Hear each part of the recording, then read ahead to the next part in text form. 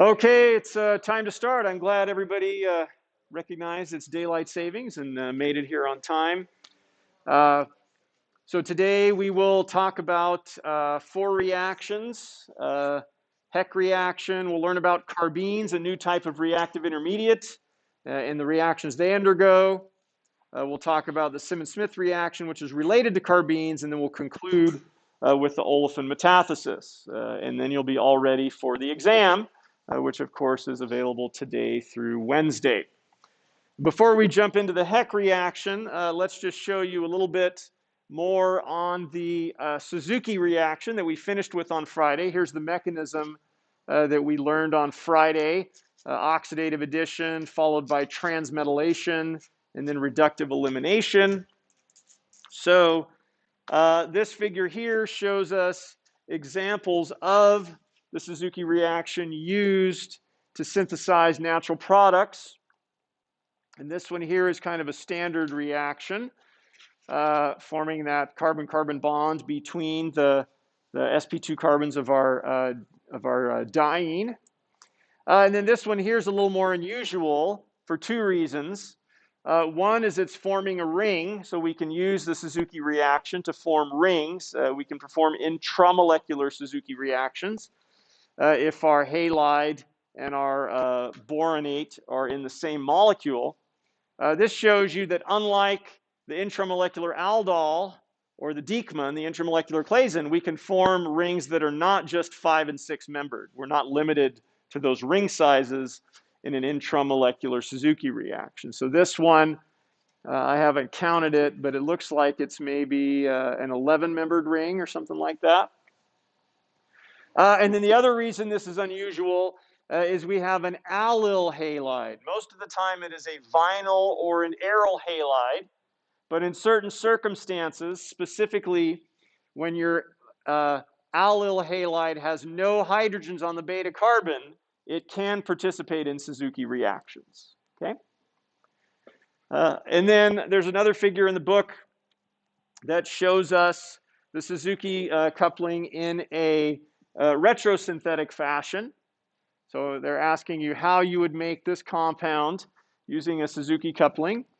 And of course, you would target the bond, the sigma bond between the two alkenes as the one that you would form in the Suzuki coupling.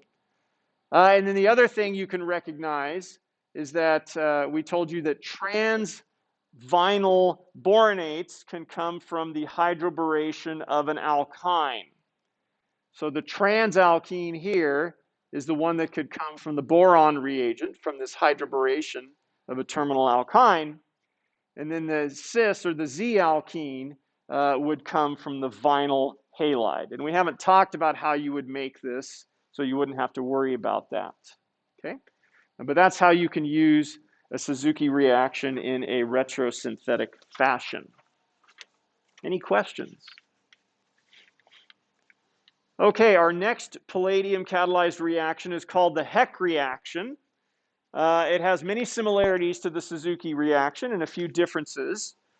Richard Heck is the professor who discovered the Heck reaction. He worked at the University of Delaware, and he won the Nobel Prize in 2010. He shared the Nobel Prize with Suzuki and one other professor whose reaction we don't have time to cover in this chapter, but they all discovered palladium catalyzed reactions that are similar to each other and are very, very useful for forming carbon-carbon bonds. The University of Delaware is very proud of Richard Heck and his accomplishments. I have some friends who are professors at the University of Delaware, and they actually sent me a mug that they had made that has Richard Heck's head on the mug superimposed on the mechanism for the Heck reaction. And so if you come to my office, I'll show you that mug that shows the mechanism of the Heck reaction along with his head. So here's what happens in a Heck reaction. We take an aryl or a vinyl halide, same thing we used in a Suzuki reaction. And it's got to be a bromide or an iodide, again, similar to the Suzuki reaction. In contrast to the Suzuki reaction, we're going to use a terminal alkene. We're not using a vinyl or an aryl boron species, we're using a terminal alkene. And this Z group on the alkene is going to be either an aryl group or an electron withdrawing group, such as an ester or a nitrile. Okay. Then we're going to use a palladium catalyst. The book shows you this combination of palladium acetate and this phosphine ligand, this triorthotallylphosphine ligand. This works just fine. I don't want you to get the impression that you can only use this catalyst system for the HEC, and you can only use the other one, the triphenylphosphine that we've shown you on the screen here for the Suzuki. Those catalysts are interchangeable. You can use this palladium tetrakis triphenylphosphine catalyst for either the HEC reaction or the Suzuki coupling. And we can use this catalyst where we use palladium acetate and then add some phosphine ligands. We can use that either in the HEC or in the Suzuki. It does not matter. Those are interchangeable. One thing that is not interchangeable is the base. In the Suzuki reaction, we were using a strong base. We used hydroxide. We could also use alkoxide bases. We needed a strong base to promote that transmetallation reaction, and we showed you in the mechanism what that base was doing. In the HEC reaction, the role of the base is a little bit different. So we're going to use a weak base. We're going to use a tertiary amine base. Any tertiary amine will work, but triethylamine is probably the most common one. So under these conditions, what we're going to generate is a transalkene.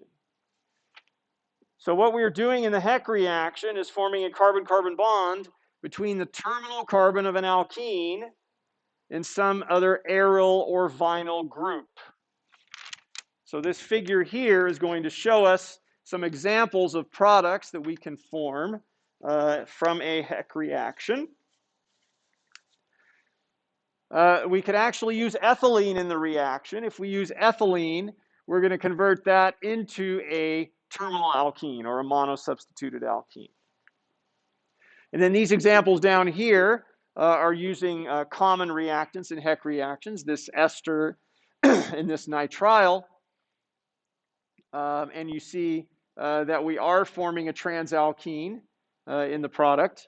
In this example here, because it involves a vinyl iodide, shows us that the stereochemistry of that vinyl iodide is retained, just like it was in the Suzuki coupling. So this is a trans vinyl iodide. This particular double bond is still going to be trans in the product. If this were cis, then we would have a cis double bond here in the product. Okay? So what we're doing in the HEC reaction is taking this terminal alkene and forming a more substituted alkene, a disubstituted alkene from the terminal alkene. Any questions on the products that we form in HEC reactions?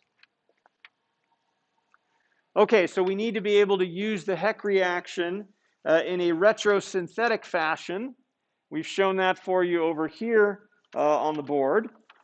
So we would take our alkene that would have a Z group, which is usually an electron withdrawing group. It could also be an aryl group. And then on the other side of our alkene, we're going to have this group that is going to be either a vinyl group or an aryl group. And so that's where we'll disconnect. We won't disconnect our electron withdrawing group. If we had a version with two different benzene rings, we could disconnect either one. But if we have an electron withdrawing group and an aryl or vinyl group, we have to disconnect the aryl or vinyl group. This gives us our aryl or vinyl halide and our terminal alkene that we would react together in a HEC reaction. So the mechanism has some similarities to the Suzuki mechanism as well as some differences. We're actually going to look at a mechanism that's drawn in a more advanced textbook, a textbook that we use to teach a graduate level course, but don't be scared of this mechanism. It's just a little more detailed than the one in your textbook.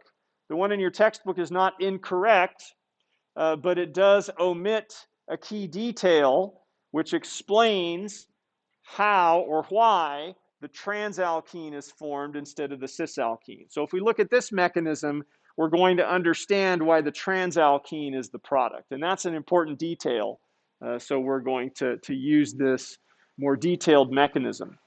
Another thing you'll notice is the mechanism is drawn in a circle. That's not essential, but it is helpful when we have a mechanism involving a catalyst. If we draw the mechanism in a circle, that reinforces the fact that the catalyst is returned to a state that allows it to promote another cycle of the reaction. Okay, so this catalyst here labeled as A is going to be the starting point and the ending point of the mechanism. Okay? And this is palladium. You'll notice that the mechanism here from this book used the Tetrakis triphenylphosphine catalyst. Remember, I told you that's interchangeable with the catalyst the book shows you. Okay? So the first step is going to be formation of a catalyst of a palladium with only 2 ligands on it. We told you that those ligands are constantly in equilibrium, associating and dissociating from the palladium. So once we end up with a palladium that only has 2 ligands on it, we can perform an oxidative addition with our aryl or vinyl halide. This is the same first step as the Suzuki reaction. Okay, so oxidative addition gives us complex B. Now's where it differs from the Suzuki, because we don't have a boronate species, we have a terminal alkene. And the way that this palladium catalyst would react with the alkene is via an insertion reaction. Remember, we told you that alkene insertion is simply an addition process. And there are 2 things we have to remember about that addition process. One is that palladium bonds to the more substituted carbon. We talked about that on Friday. So the palladium is going to bond to carbon 2, and then the aryl or vinyl group is going to bond to carbon 1. So that, and we explained why that is on Friday. So that's the first important thing we need to note. The second important thing we need to note is that this is a syn addition process. So the palladium and that R group are going to add to the same face or the same side of that alkene. It's a concerted addition, no intermediate, so that just like in a hydroboration, that's why they have to add to the same side of that alkene. Okay?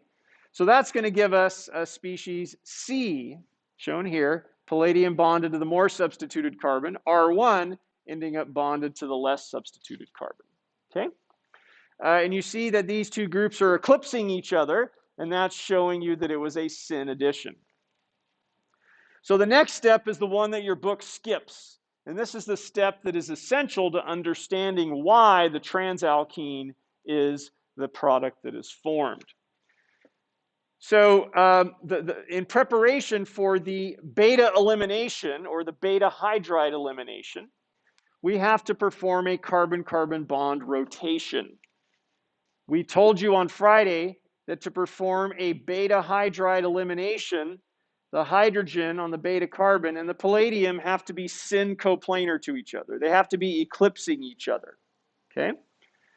In C, the aryl or vinyl group and the palladium are eclipsing each other. So we have to rotate about this carbon-carbon bond in order to move that hydrogen, to move one of these 2 hydrogens into that syn coplanar or eclipsing position. So we perform that rotation. That gives us D. We now have a beta hydrogen syn coplanar or eclipsing with the palladium. We can then perform the beta hydride elimination. You see that in conformation D, R1 and R2 are anti each other, so they're going to end up trans in the alkene that we generate. And then that beta hydrogen ends up attached to the palladium in species F. So we have 2 beta hydrogens here. Why did we only rotate the one into plane that put these groups anti to each other? Why did we not rotate to put the other one in the plane, coplanar? Any ideas? Yes, Brady. Okay, strain. Can you elaborate on that a little bit? That's correct. Well, let's try to elaborate. Okay. Okay. Yeah, so what you're saying is if we moved this hydrogen in the back into that eclipsing position, that would move R1 forward, and R1 would now be eclipsing with R2. That would be pretty significant torsional strain. elevating the energy of that conformation. That's what would be required to generate a cis alkene. So the conformation for forming a cis alkene requires eclipsing between R1 and R2. That's very high in energy, and so it doesn't occur. It is preferred to have R1 and R2 anti to each other, and therefore that generates the transalkene. So understanding this carbon-carbon bond rotation, understanding why we put one of these beta hydrogens but not the other in that eclipsing or syn coplanar position helps us understand why the transalkene is the product of the Heck reaction. So after the beta hydride elimination, we formed our product, but we're not done with the mechanism because we still need to regenerate the catalyst that can promote another cycle of the reaction. And that requires a reductive elimination of HX from our palladium catalyst. Reductive elimination of HX on its own is not favorable. You need a base present. That base is going to neutralize that strong acid that you would produce otherwise. We don't draw arrows for how that happens. It's a little more complicated than we want to get into. But we only need a weak base for this process, so that's where we use our tertiary amine base that then promotes reductive elimination of HX from our palladium catalyst, giving us an ammonium salt as a result, and then regenerating our palladium catalyst with 2 ligands. Okay? Any questions about our mechanism of the Heck reaction? So it's important to study this version so that you understand why the transalkene is the product and not the cisalkene. Okay? So the examples that we have shown you so far involve intermolecular Heck reactions. Like the Suzuki coupling, the Heck reaction can also be performed in an intramolecular process, generating rings. One unique feature of the intramolecular Heck reaction is that it allows us to form quaternary carbon centers. A quaternary carbon center is a carbon with 4 other carbons bonded to it. It has no hydrogens, it has no heteroatoms, so it's a very, very congested and very hindered carbon. These types of carbons are difficult to form. The Heck reaction is one of the best ways to do this. Morphine, you see morphine right here, has one of those quaternary carbons in it. And so one of the syntheses of morphine involves an intramolecular Heck reaction. Okay? We're not going to go into great detail on the intramolecular Heck reaction, so don't get stressed if this product looks really complicated to draw. I wouldn't expect you to draw a product like that. But 2 things here that are important. Because of the strain in an intramolecular transition state, the intramolecular Heck reaction can, in certain circumstances, allow the aryl or vinyl group to bond to the more substituted carbon of our alkene as opposed to the less substituted carbon. You see here, we're in an intramolecular Heck, it doesn't have to be a terminal alkene. It can be a disubstituted or even a trisubstituted alkene in an intramolecular Heck. And so forming the carbon-carbon bond to the more substituted carbon of that trisubstituted alkene is how we form this tetrasubstituted quaternary carbon center. And you see the yield is reasonable. It's a different tertiary amine than what we used, but comparable to triethylamine. And the catalyst also is not exactly the same as what we've seen, but it's similar to ones that we've seen. Okay? So this particular reaction was done in the lab of Professor Larry Overman at UC Irvine. He was my postdoctoral advisor after I got my PhD, and he pioneered the synthesis of these quaternary carbons using intramolecular Heck reactions. And here's another one from his lab. I didn't do this myself. This was before I joined his lab. But you see that he generated 2 of these. He performed an intramolecular Heck on a compound that had 2 alkenes. So he was able to perform 2 consecutive Heck-type reactions, and that generated this molecule that had 2 of these quaternary carbons in it, okay? So again, I would not expect you to draw this product from that starting material. That's the sort of thing I would expect from a student in Chem 553, but not a student in this class. What I want you to learn from this discussion is that the intramolecular Heck reaction can allow you to make these quaternary carbons, which are very difficult to make otherwise. Questions? Okay, so let's talk now about a new type of reactive intermediate known as a carbene. Okay, so a carbene is a neutral molecule. So it's not charged. Neutral molecule in which one carbon atom has only 6 electrons. So how can we have a neutral molecule where carbon only has 6 electrons? We'll show you. You can have 2 groups bonded to that carbon. And then you can have a lone pair on carbon. We're not used to seeing lone pairs on carbon, but we can have a lone pair on carbon. And then we can have an empty orbital. Okay? So let's look at this for a moment. How many groups are on that carbon? 3. So what's the hybridization? sp2. What's the geometry? Trigonal planar. So the lone pair, the 2 R groups, they're going to be trigonal planar. And then the empty orbital, what is that going to be? What kind of orbital? That's going to be a p orbital. Okay? So we have an empty p orbital, we have a lone pair, and an sp2 hybrid orbital. This species is neutral because carbon, if we skip our transition metals, carbon's in the 4th column. It's got 4 valence electrons. So if a carbon owns 4 electrons, it is neutral. We count the electrons it owns. It owns 1 from each of the sigma bonds, and then it owns both the electrons in the lone pair. So in fact, this is neutral. But of course, it is highly reactive because we only have 6 valence electrons as opposed to 8. Okay? So let's look at how carbene is formed first, and then we'll talk about how it reacts. So the R groups are going to be halogens. Okay? They can be chlorines, bromines, or iodines. It doesn't matter which.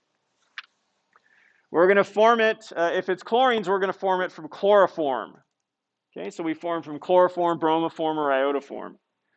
And if we treat those molecules with tert-butoxide, we can deprotonate. This hydrogen is somewhat acidic. We already learned that this anion is stabilized by induction. That was a leaving group in the haloform reaction, so that's something we encountered in this section of the class. So you can generate that anion in a haloform reaction. You can also generate it by deprotonation with tert-butoxide.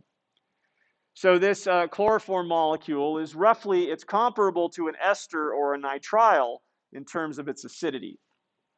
So they really should have put equilibrium arrows here and had those equilibrium arrows tilted towards the reactants, because with a pKa of 25, tert-butoxide is not going to make a whole lot of this conjugate base.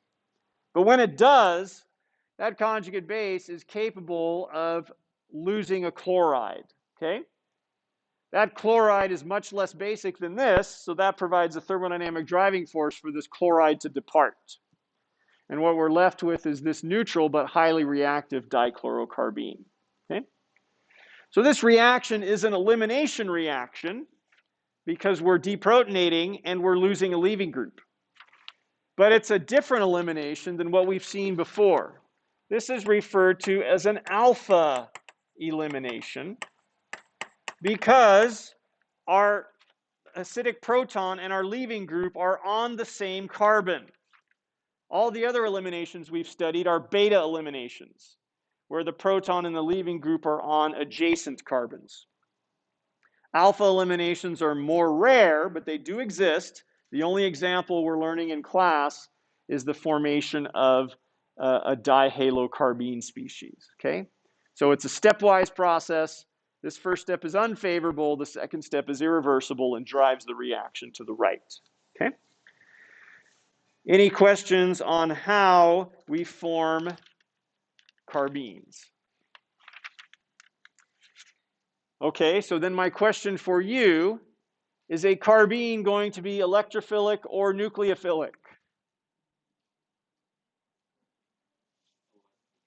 Okay, I hear electrophilic, I hear nucleophilic. Who wants to raise their hand and tell us what they think and why? Don't be shy. Yes, Grace.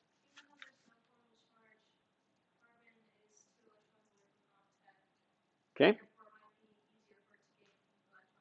Okay, because it has that empty orbital and it doesn't have the octet, it's going to be electrophilic. That's correct. It's also correct to say it's nucleophilic. So there's no wrong answer to this question. The best answer would have been yes or both. So why would it be nucleophilic as well? It has a lone pair, exactly. So carbenes can react simultaneously as electrophiles and nucleophiles. That enables them to form two bonds in a single step. Okay? So the way that carbenes typically react is with alkenes. Okay? So here's our dichlorocarbene. We're used to seeing alkenes function as nucleophiles. So the pi electrons of our alkene can attack the carbon of our carbene due to that empty p orbital that's present.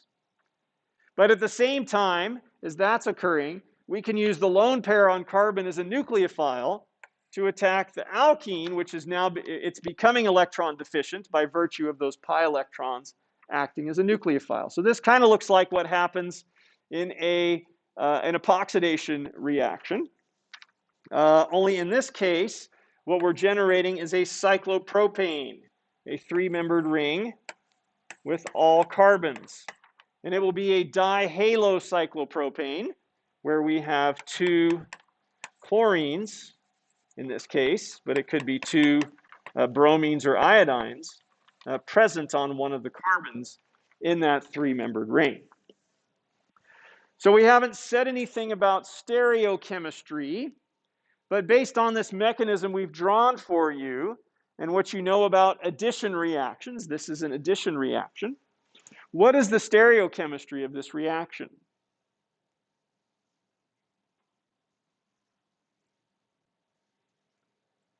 Okay, your choices are syn or anti, or a mixture of both. Syn, why is it syn? Yeah, we're forming both bonds in the same step. Not only that, we're forming them both to the same atom. It's physically impossible for one atom to be in two places at the same time. So it has to be a syn addition when we think about it in those terms. And so the consequences of that are that if we have an alkene with stereochemistry, such as trans-2-butene that I've drawn for you here, we react that with chloroform and potassium tert butoxide. This is what generates the dichlorocarbene. Because it is a syn addition reaction, the groups that are trans on the alkene are going to end up trans to each other in the cyclopropane. So here's our dihalocyclopropane. Those methyl groups are going to be trans. Is this product chiral?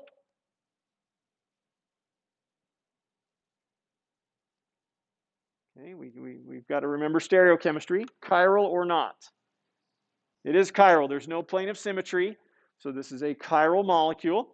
Its mirror image is non-superimposable, so we're going to generate the product as a racemic mixture. Okay. All right, so this only works with halogens. These carbenes are so high in energy that they're only stable enough to exist and participate in these reactions if these groups are chlorines, bromines or iodines. We're not going to be able to explain why that is, but what that means is that this reaction will always give you a dihalocyclopropane. Now, maybe you don't want those halogens there in the product, and so a good way to transform these compounds into molecules that are more useful is to react those halogens with organocuprates, because we learned on Friday that organocuprates will couple with any type of halide, aryl halides, vinyl halides, alkyl halides. And so if we react these compounds with an organocuprate, we'll just use the simplest one, the dimethyl cuprate. We'll use 2 equivalents of that reagent in order to substitute both of our chlorines. And what we're going to end up with in this case is this highly methylated product. We ran out of room, so I'll just write plus the enantiomer, because both enantiomers would react. Okay? So this cyclopropanation reaction is often combined with the reaction of an organocuprate to generate these alkylated cyclopropanes. Any questions? All right, so let's say that we don't want the halogens on our cyclopropane. Let's say we don't want the alkyl groups on our cyclopropane. Let's say that we just want a CH2 there. Well, I just told you that the carbene with hydrogens, the simplest carbene, this is unstable. That doesn't exist, okay? So we're not going to be able to use that in a reaction.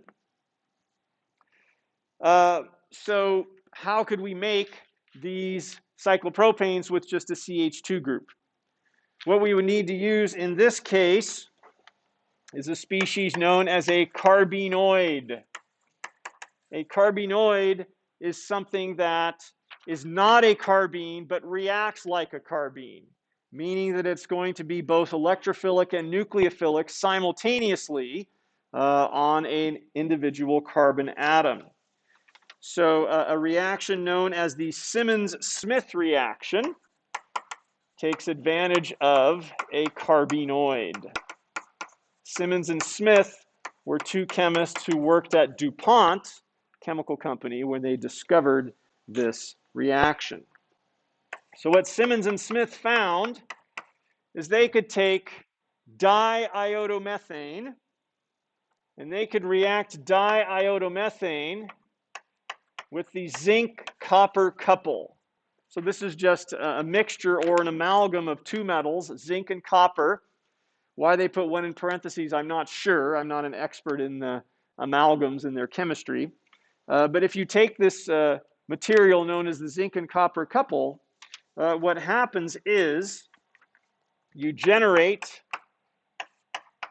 a molecule looking like this, where you have inserted a zinc atom into one of the 2 carbon-iodine bonds. Okay? So this is not a carbene, this is not CH2 with 6 electrons, but it is a carbenoid because it is both electrophilic and nucleophilic on carbon. The remaining carbon-iodine bond is polarized towards the iodine, so that makes the carbon electrophilic. The newly formed carbon-zinc bond is polarized towards the carbon because that zinc, like all metals, has a very low electronegativity. And so that bond makes it nucleophilic on carbon. Okay? So each of these bonds makes that carbon either electrophilic or nucleophilic. So it can react simultaneously as an electrophile and a nucleophile, much like a carbene. Okay? So it is a carbenoid.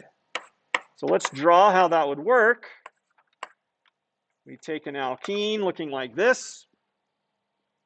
We're going to react that alkene with our Simmons-Smith reagent, which looks like this. We're going to have our pi electrons attack that electrophilic carbon. We're going to cleave the carbon-iodine bond as a result, but we're not just going to have the iodide depart. In this case, we're going to have it form a bond to that zinc atom, okay, making a zinc salt. And that's not all we're going to do. We're going to use the electrons in that carbon-zinc bond, which are nucleophilic on carbon, to attack our alkene.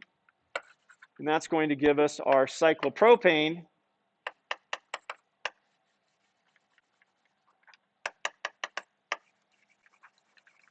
Our cyclopropane with a CH2 this time. And then we're going to get zinc 2 iodide as a byproduct. Okay? So the Simmons-Smith reagent is how we can get around this issue of the CH2 carbene being unstable. Okay?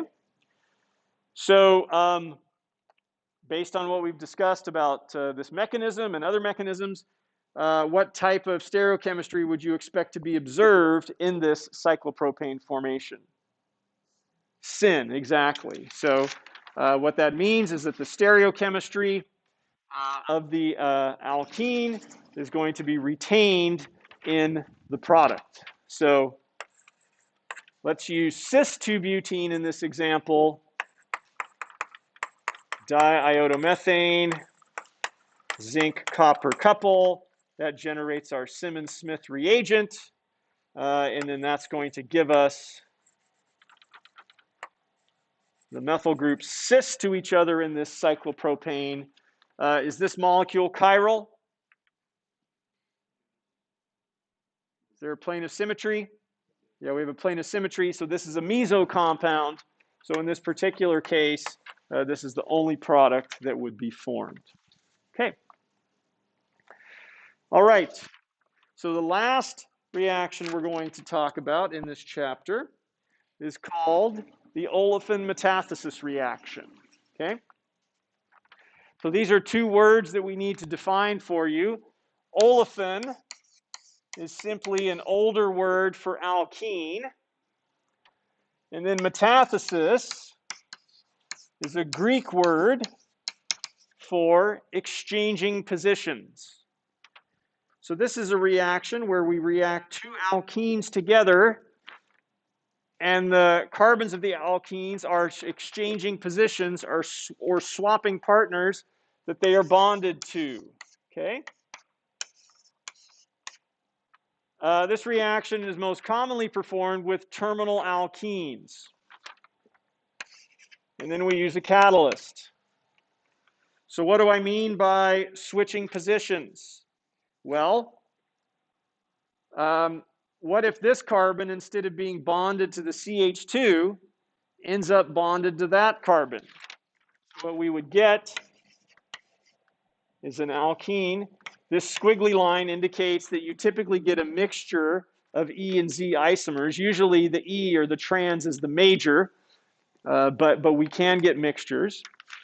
And so if these two carbons ended up bonded to each other, then these two carbons would be bonded to each other. And that would give us ethylene. And in most metathesis reactions, ethylene is one of the products, and it just bubbles out of the reaction mixture. Okay? So the catalysts that are used in this reaction are based on a variety of metals, either ruthenium, molybdenum, or tungsten. So these are metals that we haven't seen previously in the class. The most commonly used catalyst is called the Grubbs catalyst. This was developed by Professor Robert Grubbs at Caltech University. And I'll draw the Grubbs catalyst for you. And after I draw it, you'll be relieved to find that I won't make you draw it. You can simply refer to it as the Grubbs catalyst, okay? Because it's a fairly involved structure. It has a metal-carbon double bond. It has two phosphine ligands, these tricyclohexyl phosphine ligands. And it has these chloride groups, okay? So this is referred to as the Grubbs catalyst. You're welcome to just write Grubbs catalyst. If you need to use a catalyst for an olefin metathesis reaction, you don't have to draw it out. So Robert Grubbs won the Nobel Prize in 2005 for his work on olefin metathesis. Like the Suzuki coupling and the Heck reaction, this is a very powerful process that is used very frequently in the pharmaceutical industry, as well as in academia for generating alkenes, more substituted alkenes. So in recognition of its utility, Professor Grubbs from Caltech, along with Professor Richard Schrock from MIT, and Professor Yves Chauvin from France, they all shared the Nobel Prize in 2005 for their work on this reaction. So the olefin metathesis reaction is an equilibrium process. It is a reversible process. And so because of that, it works best when one of the two alkenes is ethylene. One of the two products is ethylene because ethylene has that low boiling point and it bubbles out of the reaction mixture. So by removing one of our two products, we can drive the reaction in a single direction. So it's usually going to be performed with terminal alkenes. And one common form of the metathesis reaction is a dimerization, a reaction of two of the same alkene, a dimerization process. So what's going to happen is we have these 4 carbons here. Those 4 carbons are going to bond to another 4 carbon unit. That's going to give us an 8 carbon chain, okay, with a double bond in the middle. It would be an E and Z mixture, but the E would be the major product. And then the other product is going to form from 2 of the carbon 1 bonding together. That's going to give us our ethylene that's going to bubble out of the reaction mixture. Okay, so we'd have an equilibrium. If we had all 3 of these things in solution, there would be an equilibrium between them. But if we remove the ethylene, then we can drive the reaction to the right. Any questions? Okay, so the book has a nice figure that helps you understand how to draw metathesis products. It's helpful to line the reactants up one on top of the other. And if we join the 2 carbons that are directly above and below each other, and then we break the carbon-carbon double bonds between those carbons, then these are the products we end up with, okay? What if you line them up in the wrong way, like here? Well, you just end up with the same thing, okay? So if you've generated the same thing you started with, then you know that you need to switch the orientation of one of your alkenes, okay? And this does happen in the reaction mixture. It's known as a degenerate pathway because it's just generating the same molecules you started with, right? This can happen thousands of times and it doesn't really matter. It's when this pathway happens and we remove our ethylene that we can drive the reaction in a single direction, okay? All right, so we're going to learn the mechanism of this reaction. And it involves metal carbene species. So we're going to use the word carbene in another sense. If we have something that is called a metal carbene, that means it has a metal carbon double bond.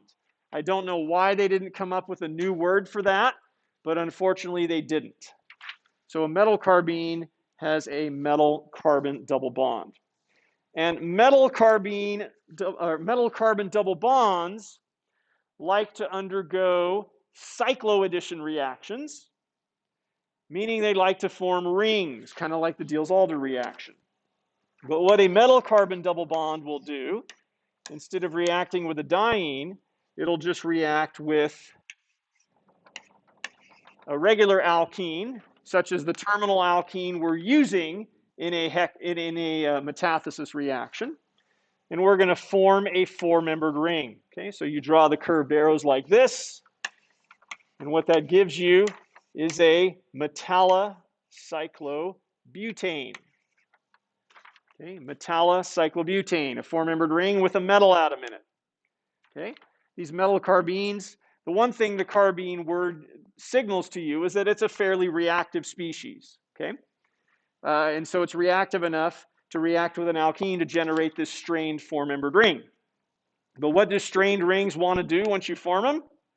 They want to break open. We've seen that in the Wittig reaction, and that happens here in the metathesis reaction as well.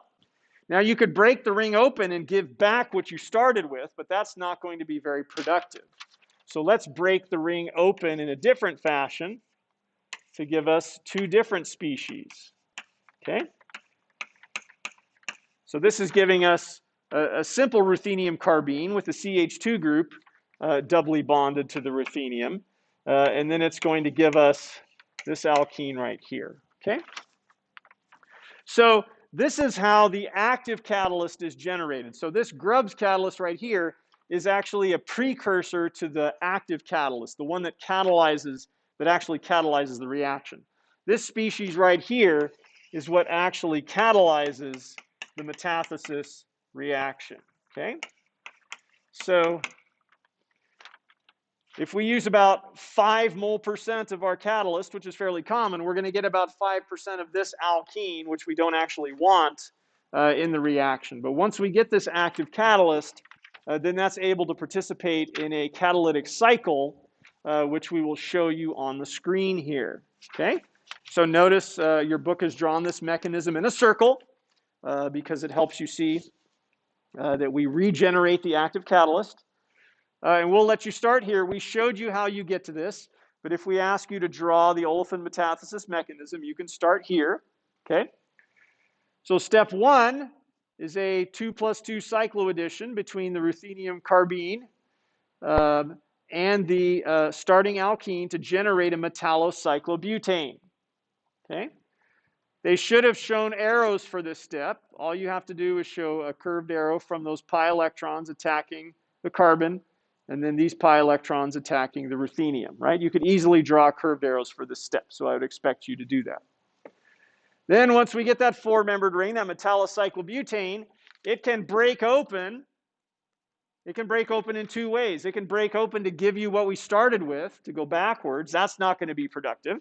So what you want to do is break it open in the other direction, which in this case is going to generate ethylene as a byproduct. And then it's going to give us a new metal carbene species, this species B right here.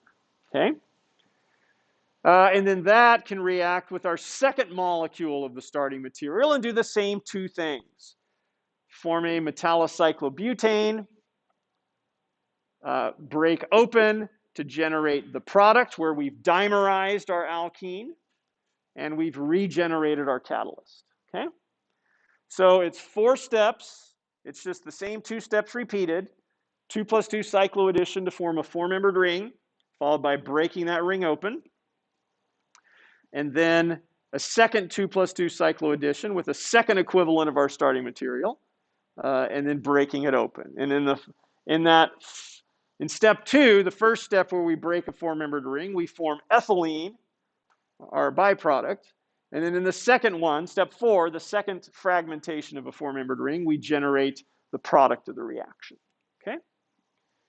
Any questions about the mechanism of metathesis? Okay? So the last thing we'll show you about metathesis is that it can be used to generate rings. Okay? It's called ring closing metathesis. If we have 2 terminal alkenes in our molecule, we can react them to form a ring. Okay? This tosyl group on the nitrogen is actually used as a protecting group. Okay? So this is a diene. It's a terminal diene. And we can react that with the Grubbs catalyst. And what we have to do to determine the size of the ring we're going to get is count the number of atoms between the internal carbons of our terminal alkenes, because those are the ones that are going to get bonded together. 1, 2, 3, 4, 5. So this is going to form a 5-membered ring. And the double bond is going to be right here. So we have nitrogen, sp3 carbon, alkene. Nitrogen, sp3 carbon, alkene. Okay? So we get our 5-membered ring, and we would have our ethylene as a byproduct. Okay? So the ring closing metathesis reaction can be used to form 5-membered rings and 6-membered rings. It can also be used, much like the Suzuki coupling, to form larger rings or macrocycles. And this actually, the next slide shows us that. I'll show you this first. This is a reaction that we performed in my lab about 15 years ago. This is a phenanthrene. It's a type of polycyclic aromatic hydrocarbon that we learned about in chapter 17. And we made that by a ring closing metathesis of this diene. We used a 2nd generation version of the Grubbs catalyst, and we got an excellent yield, as you see. These reactions usually work quite well. Another thing you'll notice is we made our diene using a reaction we learned earlier in the semester. We performed a Wittig reaction. We took our dialdehyde, we reacted it with 2 equivalents of a Wittig reagent generated from these species to make this alkene. Okay? So we used it to make that 6-membered ring. This slide here shows the synthesis of macrocycles, larger rings, using ring closing metathesis. In the 5 or 6-membered ring, you have to get a cis-alkene. There's no way to have a trans-alkene in those rings. But here, this squiggly line is indicating that both E and Z isomers are formed of this alkene. Here's our terminal alkenes that reacted with each other.